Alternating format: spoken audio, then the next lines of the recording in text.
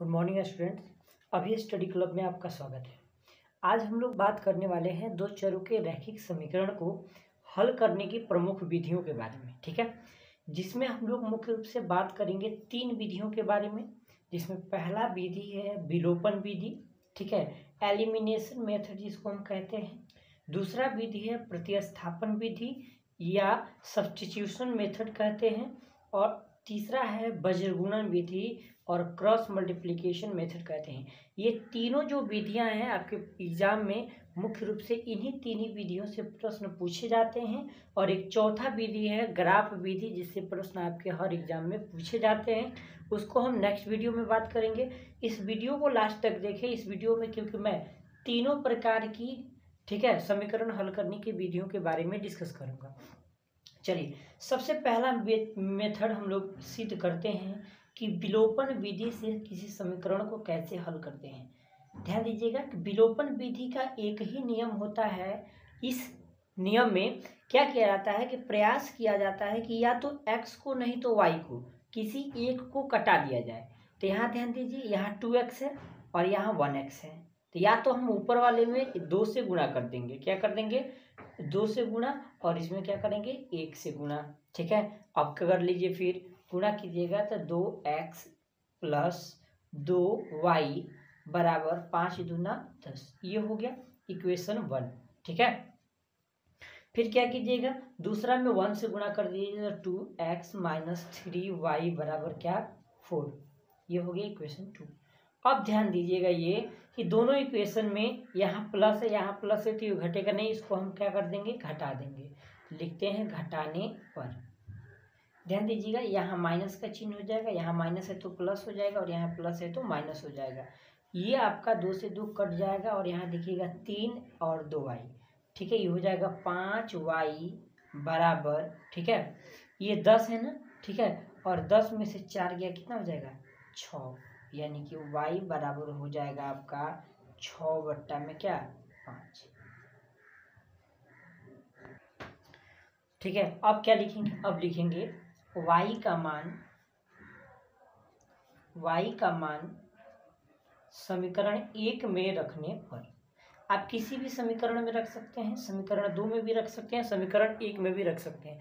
तो y का मान समीकरण 1 में, तो ये क्या है, x प्लस वाई बराबर 5, ठीक है।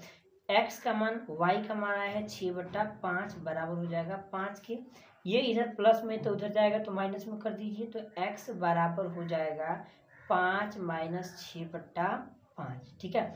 इसका एलसीएम लेके हल कीजिएगा तो आपका हो जाएगा 25 माइनस 6, ठीक है, यानी कि 19/5। तो ये हल हो गया दोस्तों आपका x बराबर 19/5, ठीक है, और y बराबर हो जाएगा 6/5। ये मेथड हो गया आपका कौन सा, विलोपन विधि। चलिए बात करते हैं दूसरी विधि की, जिसका नाम है प्रतिस्थापन विधि। ये भी आपके बोर्ड के एग्जाम के अनुसार बहुत इंपॉर्टेंट है, क्योंकि कई बार प्रश्नों में पूछा गया है। ध्यान दीजिएगा, इसको कैसे हल करते हैं। कोई भी एक इक्वेशन लीजिए, आप चाहें तो पहला लीजिए, चाहे तो दूसरा लीजिए, किसी भी एक इक्वेशन से x या y किसी एक का वैल्यू निकालिए। लिखेंगे हम समीकरण 1 से हम इक्वेशन 1 लेते हैं, आप चाहें तो दूसरा भी ले सकते हैं। 3x प्लस 4y बराबर 10, ठीक है। हम यहाँ पर y का वैल्यू निकालेंगे, ठीक है। देखिए यहाँ 3x, इधर y वाला छोड़ दीजिए, 4y बराबर 10 माइनस 3x। आप चाहते हैं तो y वाला को भी भेज सकते हैं, इसमें कोई दिक्कत नहीं है। अब लिखेंगे y बराबर क्या, तो 10 माइनस 3x, और ये 4 इधर गुना में तो इधर आएगा तो भाग में हो जाएगा इतना। तो y का वैल्यू इतना हो जाएगा, इसको इक्वेशन आप 3 मान लीजिए, ठीक है। अब क्या करेंगे, लिखेंगे अब यदि आपने समीकरण 1 से y का वैल्यू निकाला है तो इसको आप समीकरण 2 में रखेंगे। और ध्यान दीजिएगा, यदि समीकरण 2 से आपने निकाला है तो इसको आप 1 में रखेंगे।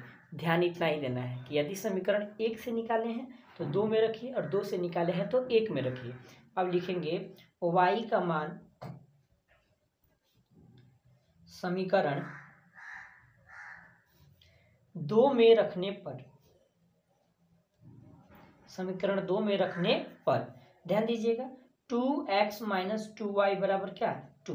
तो ये हो जाएगा 2x माइनस 2, वाई का मान कितना है 10 माइनस 3x बट्टा 4 इज इक्वल टू क्या 2। अब ध्यान दीजिएगा ये 2 से 2 क्या हो जाएगा कट जाएगा, ये हो जाएगा 2x माइनस 10, ठीक है, माइनस 3x ऐसे हो जाएगा। अब बट्टा में क्या 2 इज इक्वल टू 2। ध्यान दीजिएगा इसका एलसीएम ले लेंगे हम तो कितना हो जाएगा 2, तो ये हो जाएगा 4x minus 10 plus 3x is equal to क्या 2, ठीक है। अब देखिए क्रॉस मल्टीप्लिकेशन गुणा कीजिए तो ये 4 और 3 को ऐड कर देंगे तो ये हो जाएगा 7x minus 10 is equal to क्या 2 2 जा 4। अब हो जाएगा 7x इज इक्वल टू 4 और ये माइनस में है इधर तो उधर जाएगा तो प्लस में हो जाएगा, यानी कि 7x इज इक्वल टू 14, तो x इज इक्वल टू 14 बट्टा क्या 7 कटाइएगा तो हो जाएगा x का वैल्यू 2। जब x का वैल्यू 2 आ गया तो इजीली आप निकाल सकते हैं किसी भी इक्वेशन में रख के, या तो 1 में रखिए या 2 में रखिए या इक्वेशन 3 में भी रख सकते हैं। अब लिखेंगे यहाँ से x का मान समीकरण 3 में रखने पर, आप किसी में भी रखेंगे कोई दिक्कत नहीं होगा, आंसर सेम आएगा। तो हो जाएगा y बराबर क्या 10 माइनस 3x बट्टा 4, तो हो जाएगा 10 माइनस 3x का मान 2 बट्टा क्या हो जाएगा 4। ध्यान दीजिएगा तो हो जाएगा 10 माइनस 3 दूना 6 बट्टा 4, तो हो जाएगा 4 बट्टा 4, यानी कि आंसर हो जाएगा 1 आपका, ठीक है। यानी कि x इज इक्वल टू 2 और y इज इक्वल टू क्या 1, ये हो जाएगा आपका आंसर। ये हुआ आपका प्रतिस्थापन विधि, बहुत ही इजी तरीके से, ठीक है, कम समय में आपने सीखा प्रतिस्थापन विधि, ठीक है। अब हम लोग बात करेंगे वज्रगुणन विधि के बारे में। देखिए दोस्तों ये है आपका समीकरण और इसी को हल करना है वज्रगुणन विधि से। तो ध्यान दीजिएगा वज्रगुणन विधि से हल करने का सबसे अच्छा तरीका क्या है, सबसे पहले क्या करेंगे कि इसको सबको एक तरफ कर लेंगे, 3x plus 4y minus 10 is equal to 0 कर लीजिएगा, इसको इक्वेशन 1। फिर हो जाएगा 2x माइनस, ठीक है, 2y, ठीक है, is equal to sorry minus 2 is equal to 0 कर लीजिएगा, इक्वेशन 2। अब ध्यान दीजिएगा इसको 3 टर्म आपको लिखना है, यहाँ x है तो x, थोड़ा दूर करके लिखिएगा y, ठीक है, और फिर थोड़ा दूर करके लिखिएगा 1। जी हाँ दोस्तों यहाँ पे देखिए कन्फ्यूजन होता है कई बच्चों को कि सर यहाँ 1 लिखते हैं कि -1 लिखते हैं। तो ध्यान रखेंगे यदि आप इसी को डायरेक्टली बनाएंगे इसी पर, मतलब बराबर के इधर ही अचर पद होगा तो यहाँ पर माइनस लेते हैं, यदि बराबर के अचर पद को भी, ठीक है, चर पद के रूप में ला लेते हैं, चर पद के साइड में ला लेते हैं इस तरीके से, तो इसमें +1 लिखा जाता है। अब क्या करेंगे सब में बट्टा लिख देंगे, ठीक है, सबको बराबर कर लेंगे।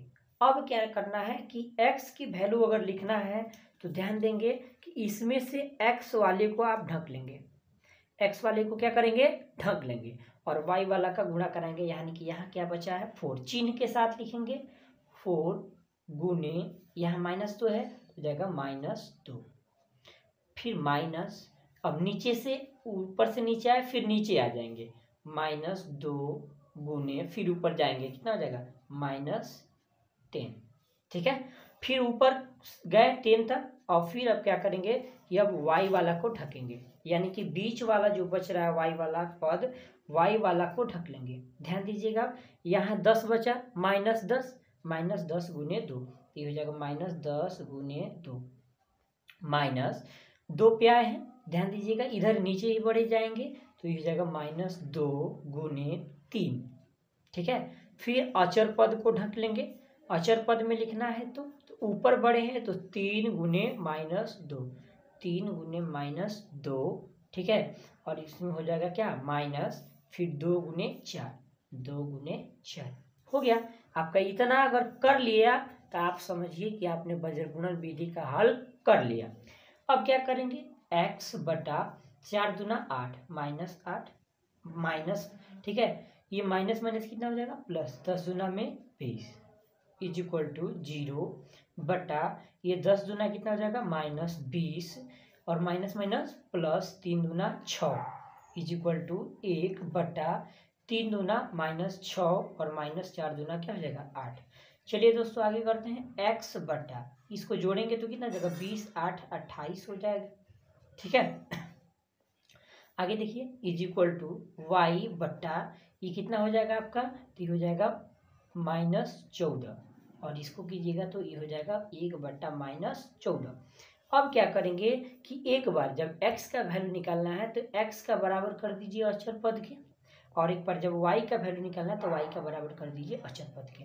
तो लिखेंगे चूंकि x बटा -28 बराबर 1 बटा क्या -14, माइनस से माइनस को खत्म, और हो जाएगा 14x बराबर 28, तो x बराबर हो जाएगा 28 बटा क्या 14। इसको कटा देंगे तो x का वैल्यू आपका 2 आया। फिर हम हल करेंगे, चूंकि y बटा -14 बराबर कितना हो गया 1 बटा -14। ध्यान दीजिए माइनस से माइनस खत्म, 14 से 14 खत्म, यानी कि y बराबर आपका आंसर 1 हो गया। अर्थात इस प्रकार आंसर आपका x बराबर 2 और y बराबर 1 आ गया। इस प्रकार हमने तीनों हल को सीखा। इसमें अगर कहीं भी आपको कोई दिक्कत लगता है तो आप कमेंट में ज़रूर लिखें कि क्या समस्या हो रही है। इस पर हम अगला वीडियो लेकर के आएंगे कि किस प्रकार से जो विधि वाला है ग्राफीय विधि से कैसे हल करेंगे। इन 3 विधियों को एक बार 2 बार रिवीजन कर लीजिएगा, क्योंकि इन तीनों विधियों से कोई ना कोई एक विधि हर एग्जाम में आता है। ठीक है, धन्यवाद दोस्तों।